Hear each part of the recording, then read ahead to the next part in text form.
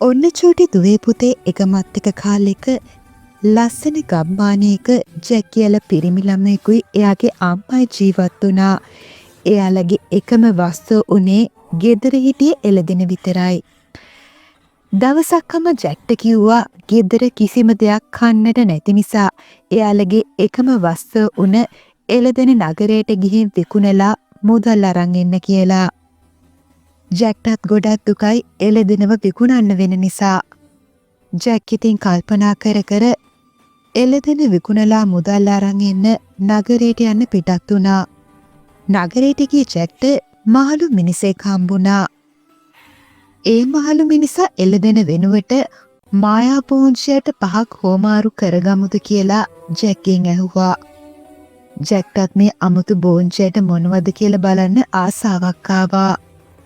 Jack ඉතින් එළදෙනව මේ මහලු මිනිසාට දීලා මායා බෝංචි ඇටත් අරගෙන ගෙදර ගියා.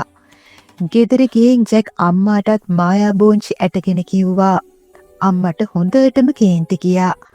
බෝංචියට ජනේලෙන් එළියට විසි කළා. දුකටපත් වුණ ජැක් අඬ අඬාම නින්දට ගියා. ජැක් උදේ නැගිටිනකොට ජනේලේ ළඟ යෝධ වැලක් දැක්කා. ඒක යෝධ බෝංචි වැලක්. ඒක අහසේ වලාකුළු දක්වාම වැවිලා තිබ්බා.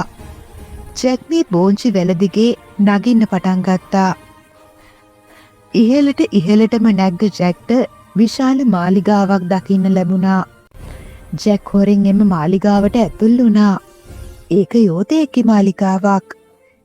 එක පාරටම ගොරවමින් යෝධයා මාලිගාවට ඇතුල් වුණා. යෝධයාට මිනිස් සුවඳක් දැනුණා. යෝධයා එම සුවඳ ඉව කර කර හෙව්වත් ජැක්ව හොයාගන්න යෝධයාට බැරි වුණා.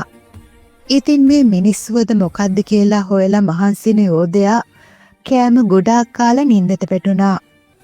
යෝධයාට නින්ද ගියාට පස්සේ ජැක් රන්කාසි මල්ලක් මාලිකාවෙන් අරගෙන යෝධ බෝංචි වල දිගේ පහළට බැස්සා. දෙවනි දවසේ ජැක් කලින් දවසේ වගේම බෝංචි වල දිගේ ඉහළට නැග්ගා.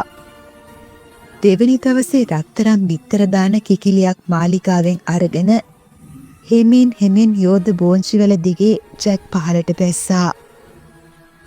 ඉතින් මේ විදියටම තුන්වෙනි දවසේ ජැක් බෝංචි වල දිගේ ඉහළට නැගලා මාලිගාවට ගිහින් තනියම සංගීතය වාදනය කරන පණ ඇති මැජික් වීණාවත් අරගෙන පහළට බහින්න යද්දිම යෝධයාගේ අතටම අහු වුණා. යෝධයා ජැක්ගේ පසුපස්සෙන් දුවගෙන ඇවිල්ලා යෝධ බෝංචි වල දිගේ පහළට බහින්න පටන් ගත්තා. යෝධයා බහින අතරේ වේගයෙන් පහළට බැස්ස ජැක් පොරවක් අරගෙන දුවගෙන ගිහිල්ලා මේ යෝධ බෝංචි වල කපලා දැම්මා.